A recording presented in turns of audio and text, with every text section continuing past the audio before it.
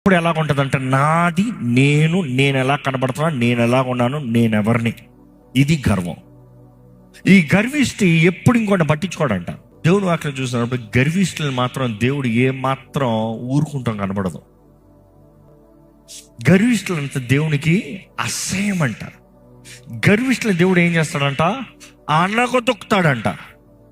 Be careful. మనం అనేక సార్లు మన సొంత నీతులను బట్టి మనం ఏదో ఒక్క విషయంలో రైట్ ఉన్నామని పక్కోడు రాంగ్ అంటూ ప్రూవ్ చేస్తూ, పక్కోడు బ్రతుకు వేస్ట్ అని చెప్పుకుంటూ, ఇతరులను అవమానపరుస్తూ, హేళన చేస్తూ, అనేక సార్లు మన గొప్పతనాన్ని చెప్పుకుంటూ దేవుని నామానికి అవమానం తెచ్చే వరకు ఉంటాం. జాగ్రత్త. కానీ దేవుడు దీనుల పక్షాన ఉంటాడంట, దీనులకి దగ్గరగా ఉంటాడంట, దీనులను ఆదుకునే దేవుడు అంట, దీనులను బలపరిచే దేవుడు అంట, దీనులకి సహాయం ఇచ్చే దేవుడు అంట, దీనుల ప్రార్థనని ఆలకించే దేవుడు అంట.